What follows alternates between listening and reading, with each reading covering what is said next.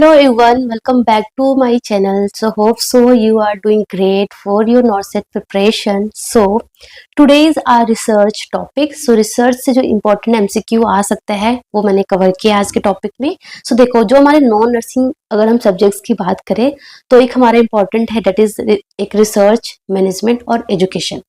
तो मतलब मैंने नॉर्सेट का पेपर देखा एंड मुझे एजुकेशन और मैनेजमेंट से कोई एमसीक्यू नहीं दिखा है. The only MCQ the max to max 1 MCQ आता है एंड वो भी कहाँ से आता है, रिसर्च से ही आता है. तो आपको मैनेजमेंट और एजुकेशन पे ज्यादा फोकस नहीं देना बिकॉज टाइम भी बहुत कम बचा है एंड हमें बेसिकली अभी हमें ज्यादा मेजर सब्जेक्ट्स पे फोकस करना है. तो रिसर्च से एक एमसीक्यू आता है, तो वो एमसीक्यू कहाँ से आता है, वो भी आता है हमारा रिसर्च डिजाइन से. ठीक है ना. सो 2-3 एमसीक्यू आ रखा है, रिसर्च डिजाइन से ही आ रखा है. तो इसलिए आज की वीडियो में मैंने रिसर्च से रिलेटेड जो इंपॉर्टेंट एमसीक्यू पूछ सकते हैं एग्जाम में वो मैंने कवर किया है. बाकी आपको प्लीज एजुकेशन और मैनेजमेंट पे उतना ज्यादा फोकस मत करो, ओनली रिसर्च पढ़ के चले जाओ एंड बाकी आप मेजर सब्जेक्ट्स अच्छे से पढ़ के चले जाओ. ठीक है ना, दैट इज इम्पोर्टेंट. तो रिसर्च में एक जैसे कि ये एमसीक्यू आ रखा था, बहुत ईजी टाइप का आता है. Cohort study also known as experimental, prospective, case control और मेथडोलॉजी. बहुत सिंपल है, अभी आपको समझ में आ जाएगा. तो सबसे पहले अगर हम रिसर्च की बात करें तो रिसर्च जैसे कि हम रिसर्च करते हैं तो उसमें फर्स्ट एमसीक्यू क्या पूछ सकते हैं कि first step in the research process. तो इन द रिसर्च प्रोसेस में फर्स्ट स्टेप क्या होता है, फर्स्ट स्टेप होता है हमारा identification of the research problem. Let's suppose you want to research any topic, so you have to know the problem. क्योंकि problem ही नहीं पता होगा तो आप रिसर्च कैसे करोगे. Let's suppose you want to study कि क्या बोलते हैं स्लीप. अगर आपका स्लीप ड्यूरेशन इंक्रीज होगा तो आपका जो स्टडी में जो परफॉर्मेंस है वो भी इंक्रीज हो जाएगा. सो प्रॉब्लम पता चला ना. सो दैट इज द सबसे पहले रिसर्च प्रोसेस का फर्स्ट स्टेप क्या होता है, identification of the research problem. जब आप रिसर्च प्रॉब्लम को आइडेंटिफाई कर लेते हैं देन हमारा सेकंड स्टेप होता है review of literature. Review of literature का मतलब होता है कि ऑलरेडी इस पे कोई स्टडी हो रखी है तो आपको रिव्यू करना है. जितने भी लिटरेचर्स है वो आप रिव्यू करेंगे, है ना, ऑनलाइन या फिर ऑफलाइन. उसके बाद हम फॉर्मुलेशन ऑफ हाइपोथेसिस. हाइपोथेसिस मतलब कि कोई भी आपको जो एक्सपेक्टेड आउटकम है या फिर क्या बोलते हैं रिलेशनशिप बिटवीन 2 और मोर वेरिएबल्स लाइक स्ट्रेस डिक्रीज, क्या बोलते हैं स्टडी परफॉर्मेंस इंक्रीज, है ना. तो आपका ये एक्सपेक्टेड आउटकम है, आपका ये प्रॉब्लम मतलब आप इस पे रिसर्च करना चाहते हो कि अगर हम स्ट्रेस डिक्रीज करेंगे तो जो स्टडी का जो परफॉर्मेंस है वो इंक्रीज हो जाएगा. तो एक ये हाइपोथेसिस है बट कंफर्म नहीं है कि ये होगा भी कि नहीं होगा, है ना, या और फैक्टर्स पे भी डिपेंड कर सकता है. बट हाइपोथेसिस इज समथिंग कि आपका एक्सपेक्टेड आउटकम क्या है. तो आपने हाइपोथेसिस फॉर्मुलेट किया and then selection of research design and that is something very very important. यहाँ से एमसीक्यू आता है रिसर्च डिजाइन से जो कि हम पढ़ेंगे. ठीक है ना. सो रिसर्च डिजाइन मतलब कि जो आप हाइपोथेसिस आपने जो फॉर्म किया है वो आप कैसे प्रूफ करोगे, लाइक आप एक्सपेरिमेंटल, नॉन एक्सपेरिमेंटल, क्या आपका डिजाइन होगा वो हम आगे पढ़ेंगे. देन हम सैम्पलिंग टेक्निक देखते हैं कि कितना सैंपल लेना है, 100, 200, 300 एंड क्या टेक्निक होगी आपकी, प्रोबेबल होगा या फिर नॉन प्रोबेबल होगा. प्रोबेबल में मतलब कि आप रेंडमली सिलेक्ट कर लोगे. नॉन प्रोबेबल में आप एक पर्टिकुलर एक ग्रुप होता है वैसे आप सिलेक्ट करोगे. सो दैट इज प्रोबेबल हो सकता है या फिर नॉन प्रोबेबल हो सकता है. उसके बाद आप डेटा कलेक्ट करोगे. डेटा आप भाई क्वेश्चनर हो गया, इंटरव्यू हो गया, ऑब्जर्वेशन हो गया, चेकलिस्ट हो गया, है ना. सो डेटा कलेक्ट कर सकते हैं एंड देन डेटा कलेक्ट करने के बाद आप एनालिसिस करेंगे. एनालिसिस करने के बाद आप इंटरप्रिटेशन करेंगे, रिजल्ट लाएंगे एंड देन कंक्लूजन होगा एंड देन आप अपनी रिपोर्ट को राइट करेंगे. सो ये हमारा रिसर्च का प्रोसेस होता है, steps. So that is the step of the research process and first step हमारा होता है identification of the research problem. एक तो हमारे यहाँ से MCQ पूछ सकते हैं कुछ भी. Then second important MCQ आता है हमारा research design से. तो research design basically 2 तरीके का होता है, quantitative, qualitative. ये MCQ नहीं आता है, बस थोड़ा सा आपको पता होना चाहिए. qualitative का मतलब होता है कि हम थॉट, फीलिंग और मीनिंग को डिस्क्राइब करेंगे बाय इंटरव्यू, ऑब्जर्वेशन, है ना, स्टोरीज के अकॉर्डिंग. बट क्वांटिटी में क्या होगा, क्वांटिटी से समझ में आ रहा है. क्वांटिटेटिव मतलब नंबर होगा कुछ मेजरेबल टर्म होगा जिसमें हम इंटरवेंशन देंगे एंड देन हम कलेक्ट करेंगे ना. सो क्वांटिटेटिव मतलब कि measure and test the cause effect relationship. आपने कुछ इंटरवेंशन दिया एंड देन आप मेजर करेंगे तो इसमें न्यूमेरिकल डेटा होगा, लाइक स्कोरिंग होगा, परसेंटेज होगा. सो ये आपका एमसीक्यू नहीं आता है. एमसीक्यू क्या आता है अभी हम पढ़ेंगे. सो क्वांटिटेटिव में हम एक्सपेरिमेंट कर सकते हैं या फिर नॉन एक्सपेरिमेंटल होता है. एक्सपेरिमेंटल भी बहुत तरीके का होता है, यहाँ से एमसीक्यू आता है. यहाँ से एमसीक्यू ऐसे नहीं पूछेंगे कि ये हो गया, आपको एक स्टेटमेंट प्रॉपरली दे देंगे एंड पूछेंगे वो कि ये कौन सा रिसर्च डिजाइन है. जैसे कि अगर क्वांटिटेटिव एक्सपेरिमेंटल की बात करें तो क्वांटिटेटिव में ना 3 चीजें हमारे पास होती है। RCM, RCM का मतलब होता है रैंडमाइजेशन, मतलब कि रैंडमाइजेशन का मतलब होता है randomly. So participants are assign to group randomly. So randomly हमने पार्टिसिपेंट्स को सेलेक्ट कर लिया, लाइक हमने कॉइन को टॉस किया एंड हमने सिलेक्ट कर लिया कि यस इस ग्रुप को हम ड्रग देंगे। लेट सपोज हम कोई ड्रग के बारे में स्टडी करना चाह रहे हैं कि लेट सपोज हमने कोई भी एंटी हाइपरटेंसिव ड्रग बनाया and we want to study कि जो एंटी हाइपरटेंसिव ड्रग है वो बीपी कम करता है। तो एक हमने 2 ग्रुप बनाया, एक ग्रुप को हमने ड्रग दिया, एक ग्रुप को हमने ड्रग नहीं दिया, प्लेसिबो दिया। सो रेंडमाइजेशन हो गया।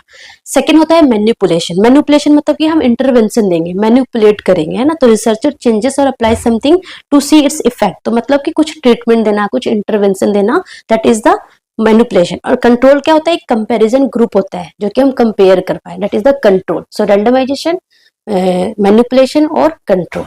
सो जो हमारा ट्रू एक्सपेरिमेंटल होता है ना, this is true experimental, sorry, true experimental, quasi experimental और pre experimental research design. So यहाँ पे एमसीक्यू क्या होगा, आपको कुछ ना ऐसे क्या बोलते हैं स्टेटमेंट दे देंगे एंड वो पूछेंगे वो क्या है, ट्रू एक्सपेरिमेंटल है, क्वासी है, प्री एक्सपेरिमेंटल है। सो ट्रू एक्सपेरिमेंटल में तीनों चीजें होती है, रेंडमाइजेशन भी होती है, कंट्रोल भी होता है और मैनिपुलेशन भी होता है। मतलब कि suppose you want to test new drug reduce BP. So आपने 100 पेशेंट लिया, randomly divide them into experimental group और कंट्रोल ग्रुप। तो एक हमारा एक्सपेरिमेंटल ग्रुप है जिसमें आप अपना इंटरवेंशन देंगे और एक हमारा कंट्रोल ग्रुप है जस्ट फॉर कंपैरिजन, है ना। आपने आफ्टर अ वीक अपने रिजल्ट को कंपेयर किया। सो ये हमारा ट्रू एक्सपेरिमेंटल है। इसमें रेंडमाइजेशन भी हो रहा है, आपने एक्सपेरिमेंट भी किया, मतलब कि इसमें आपने मैनिपुलेशन भी किया और कंट्रोल भी हो रहा है। दूसरा, and it is most reliable cause and effect. ये तो इंपॉर्टेंट नहीं है, इंपॉर्टेंट क्या है? Clinical trial.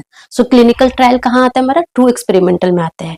Field trial study किस में आता है हमारा? ट्रू एक्सपेरिमेंटल में आता है। क्लिनिकल ट्रायल अगर हम हॉस्पिटल सेटिंग में करते हैं तो क्लिनिकल ट्रायल हो जाएगा। फील्ड ट्रायल स्टडी मतलब कि हम किसी कम्युनिटी में करते हैं, जैसे कि testing the effectiveness of the new typhoid vaccine. तो हमने न्यू टाइफाइड वैक्सीन का हमें इफेक्टिवनेस चेक करना है, तो दैट इज कि हमने एक्सपेरिमेंटल ग्रुप बनाएंगे जिसको हम वैक्सीन देंगे, एक हमारा कंट्रोल ग्रुप होगा जिसको वैक्सीन नहीं देंगे। And then after month, week, year के बाद चेक करेंगे कि जो हमने वैक्सीन दिया उसकी वजह से टाइफाइड जो है वो उसके इंसिडेंस डिक्रीज हुआ कि नहीं हुआ। सो ये हमारा ट्रू एक्सपेरिमेंटल हो गया। समझ में आ गया आपको? दूसरा हमारा है क्वासी एक्सपेरिमेंटल। सो क्वासी एक्सपेरिमेंटल में कोई भी रेंडमाइजेशन नहीं होगा, आप रेंडमली ग्रुप को सिलेक्ट नहीं करेंगे। इसमें क्या होगा, जैसे कि you want to test a new teaching method in one school and compare it with another school using old method. So that is the quasi. इसमें आपने रेंडमाइजेशन नहीं दिया, दो स्कूल्स है, एक स्कूल में आपने एक्सपेरिमेंट जो भी आपका मैनिपुलेशन था वो आपने दिया, न्यू टीचिंग मेथड दिया, और एक स्कूल में आपने नहीं दिया एंड बाद में आप कंपेयर कर रहे हो। So that is known as quasi experimental, है ना। And pre experimental research design में क्या होता है कि इसमें रेंडमाइजेशन भी नहीं होता है और कंट्रोल ग्रुप भी नहीं होता है, जस्ट आप क्या देते हो, इंटरवेंशन देते हो। क्योंकि एक्सपेरिमेंटल तो है ना, एक्सपेरिमेंटल रिसर्च डिजाइन है तो एक्सपेरिमेंट तो करना ही होगा, तो जस्ट आप इंटरवेंशन दोगे। यहाँ पे कोई भी आपको एक्सपेरिमेंटल मतलब कोई भी आपका एक कंट्रोल ग्रुप या फिर क्या बोलते हैं एक्सपेरिमेंटल ग्रुप नहीं होगा, जस्ट आप इंटरवेंशन दोगे, है ना। जैसे कि you give a new diet plan to 20 people to check their weight after 1 month. So there is no comparison group. So weight loss हो सकता है कि वो डाइट के साथ साथ वो योगा भी कर रहा होगा, जॉगिंग भी कर रहा होगा, है ना। सो यहाँ पे कुछ भी कंपैरिजन ग्रुप नहीं है, जस्ट इंटरवेंशन दे रहे हैं। So that is known as pre experimental research design. तो ये 3 तरीके का कुछ भी स्टेटमेंट देखिए आपसे पूछ सकते हैं, तो आपको पता होना चाहिए, ठीक है ना। उसके बाद नॉन एक्सपेरिमेंटल। नॉन एक्सपेरिमेंटल में क्या होता है कि यहाँ पे हम कुछ भी मैनिपुलेशन नहीं देते हैं, यहाँ पे कोई भी इंटरवेंशन या कोई ट्रीटमेंट नहीं देते हैं, जस्ट ऑब्जर्व करते हैं एंड मेजर करते हैं। जो चीजें अपने आप हो रही होती है जस्ट हम मेजर करते हैं। जैसे कि डिस्क्रिप्टिव हो गया, descriptive research design. So descriptive में क्या करते हैं, description of characteristics of individual, group और situation with certain phenomena without manipulation and control. तो यहाँ पे कोई भी कंट्रोल ग्रुप या कोई मैनिपुलेशन, कोई ट्रीटमेंट वगैरह नहीं देते हैं, है ना, कोई कॉज इफेक्ट नहीं देखा जाता है। जैसे कि survey of 500 nursing student to find out their study habit. तो जस्ट हमने सर्वे किया, 500 स्टूडेंट को हमने लिया एंड उसके स्टडी हैबिट्स को हमने सर्वे किया। So that is known as descriptive non experimental research design. Just हमने डिस्क्राइब किया, है ना। So describing any individual, group और सिचुएशन विद सर्टेन फिनोमेना। यहाँ पे फिनोमेना क्या था, देयर स्टडी हैबिट, ठीक है। उसके अलावा हमारा को relational non experimental research design होता है। सो को रिलेशनल में हम क्या करते हैं कि स्टडी द रिलेशनशिप बिटवीन 2 और मोर वेरिएबल। जैसे कि studying if there is relationship between hour of sleep and exam performance, जैसे कि स्लीप इंक्रीज किया मार्क्स इंक्रीज हो गया, स्ट्रेस इंक्रीज किया तो मार्क्स डिक्रीज हो गया। सो दैट इज द को रिलेशनल, मतलब दो वेरिएबल्स के बीच में क्या रिलेशन है, स्लीप और क्या बोलते हैं एग्जाम के मार्क्स में क्या डिफरेंस है, क्या रिलेशन है, स्ट्रेस और मार्क्स से क्या रिलेशन है। So that is the correlational non experimental research design. Then comparative, so comparative में सिंपल नाम से समझ में आ रहा है, हम कंपेयर करेंगे। सो कंपेयर टू और मोर ग्रुप ऑन अ वेरिएबल, जैसे कि comparison of BP of smoker versus non smoker, तो एक स्मोकर का ग्रुप है एक नॉन स्मोकर का ग्रुप है, एंड हमने बीपी को कंपेयर किया कि बीपी कौन से ग्रुप में ज्यादा है, स्मोकर्स वाले ग्रुप में ज्यादा है या नॉन स्मोकर वाले ग्रुप में ज्यादा है। So that is the comparison comparative non experimental research design. जैसे हमने कंपेयर करे, कोई भी रेंडमाइजेशन नहीं है, कोई भी कंट्रोल ग्रुप नहीं है, कोई भी हम क्या बोलते हैं एक्सपेरिमेंट नहीं कर रहे हैं, है ना। Then coming to the very very important, मतलब आप कुछ मत पढ़ो, एटलीस्ट ये वाला और एक और आगे बताऊंगी वो पढ़ लो कम से कम। So that is case control study. Case control study का मतलब क्या होता है, केस होगा एक कंट्रोल होगा, स्टडी करेंगे। सो केस का मतलब होता है कि जिसको डिजीज ऑलरेडी हो रखा है, केस मतलब ऑलरेडी हैव डिजीज और एनी कंडीशन जो हम पढ़ना चाहते हैं, जो हम स्टडी करना चाहते हैं।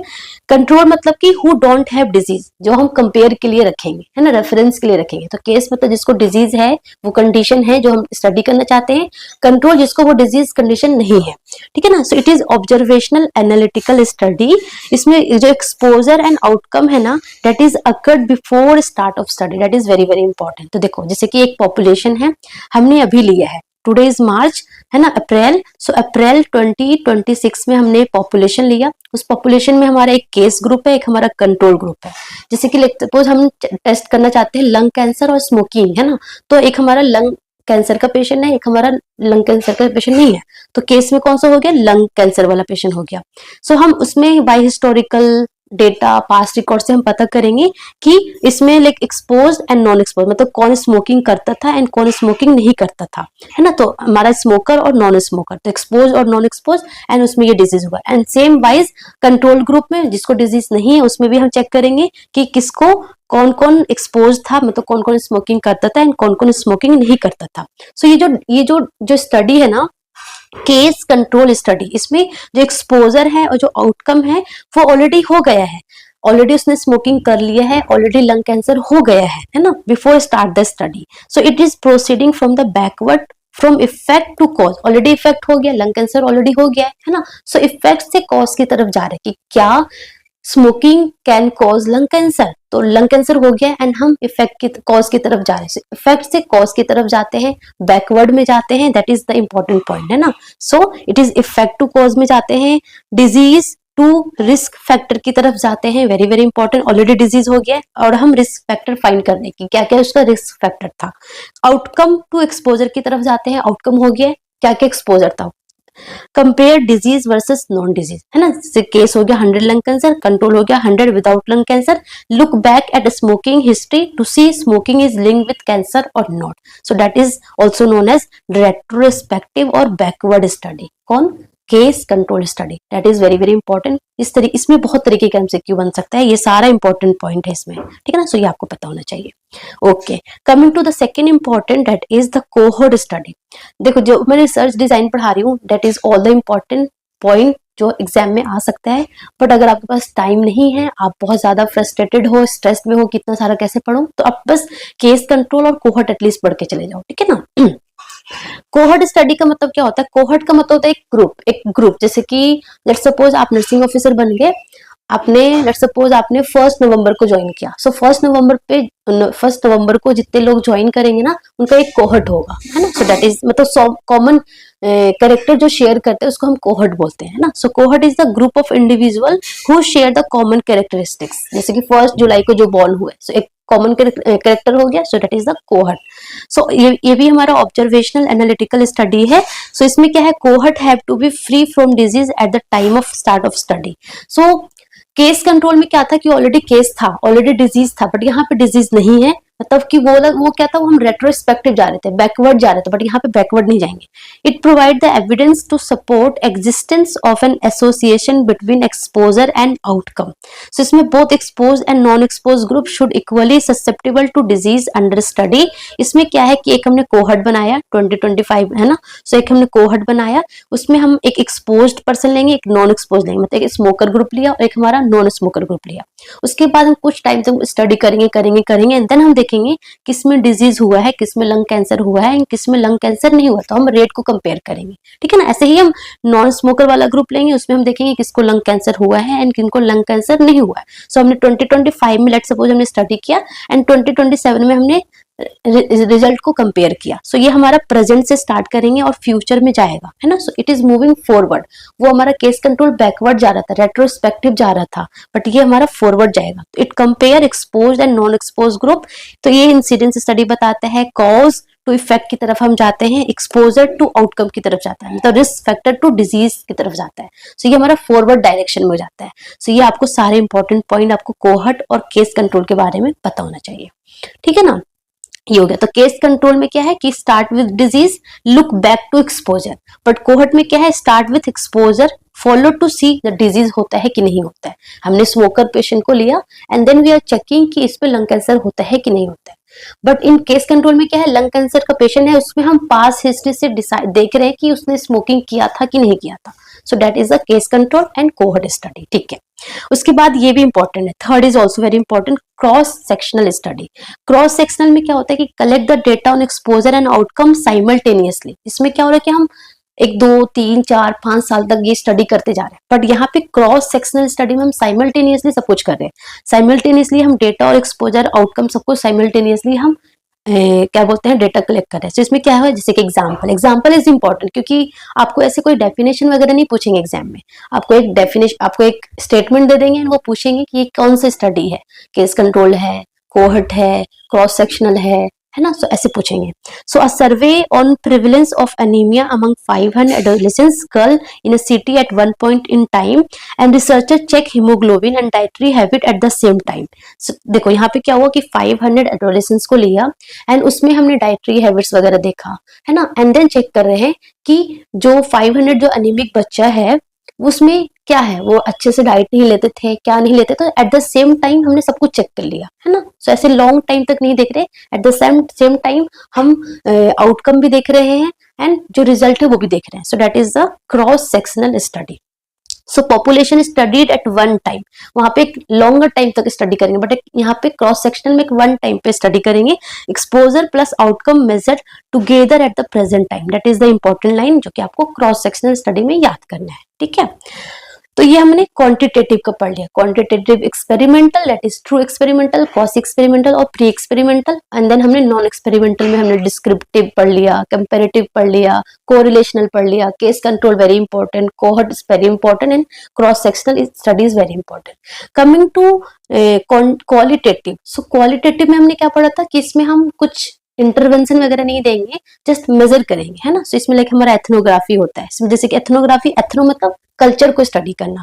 सो culture and social practices of a group को अंडरस्टैंड किया, है ना. जैसे कि लेट्स सपोज आपको कश्मीर गए, कश्मीर में एक पर्टिकुलर ग्रुप को आपको स्टडी करना, तो आप वहां पे जाओगे, उनके साथ रहोगे, देन आप चेक करोगे कि उनका क्या खाने का शेड्यूल है, उनका क्या प्रैक्टिसेस है, क्या कल्चर है, क्या पहनते हैं, क्या रहते हैं, कैसे रहते हैं, क्या बोलते हैं. So that is the ethnography, है ना.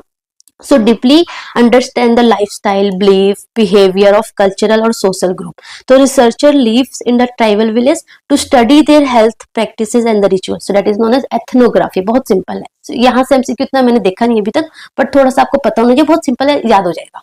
ग्राउंडेड में क्या होता है, developing theory from the data. इसमें हम थ्योरी डेवलप करते हैं. ग्राउंडेड मतलब थ्योरी डेवलप करते हैं. So developing theory on patient how coping with chronic pain based on interview. तो बहुत सारे पेन, लेट्स सपोज कैंसर का पेशेंट है, तो आप उनसे इंटरव्यू लेंगे कि आपका जो पेन होता तो आप कैसे मैनेज करते थे, एंड उस पर आप थ्योरी डेवलप कर लेंगे कि इस तरीके से हम पेन को भी मैनेज कर सकते हैं. So that is the grounded, है ना.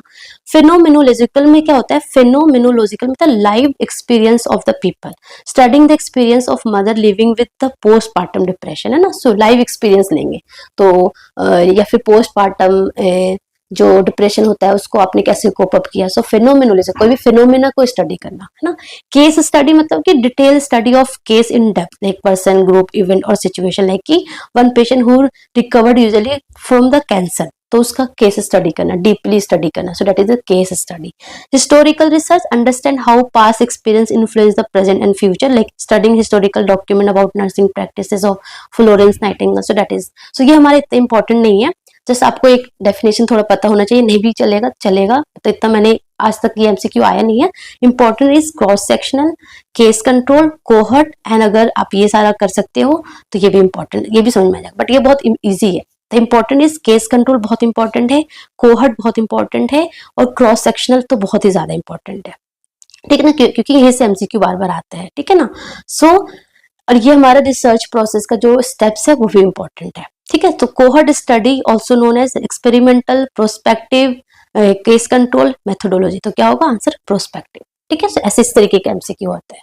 ओके, सो आई थिंक आपको समझ में आ गई होगी। बाकी आप ज्यादा टेंशन मत लो कि एजुकेशन भी पढ़ के जाना है, मैनेजमेंट भी पढ़ के जाना है, क्योंकि जब एमसीक्यू नहीं आता, अभी जो हमारा टाइम है ना, that is very less time, तो हमें फोकस करना है 80-20 पे।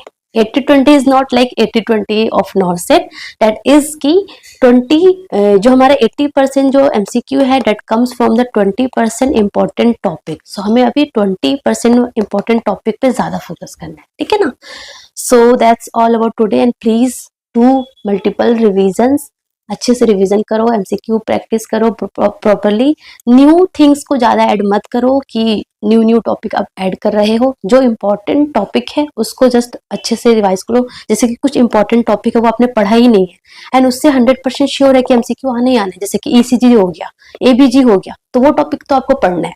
बाकी जो ऐसा टॉपिक है जो न्यू है, जो आपने नहीं पढ़ा है, वो इतना इंपॉर्टेंट भी नहीं है, तो वो टॉपिक अभी इस टाइम, इस पीरियड ऑफ टाइम पे मत पढ़ो। जो भी आपने पढ़ रखा है उसको अच्छे से रिवाइज करो, ठीक है। ओके, सो अगर आपको कोई डाउट है सो आप मुझे कमेंट कर लो। अगर मुझे टाइम मिलेगा एंड मुझे लगेगा कि हाँ ये इंपॉर्टेंट है तो वो मैं जरूर कवर करवा दूंगी, ठीक है ना। Okay, so that's all about today, thank you so much. लगे रहो, जमे रहो, अच्छे से पढ़ते रहो।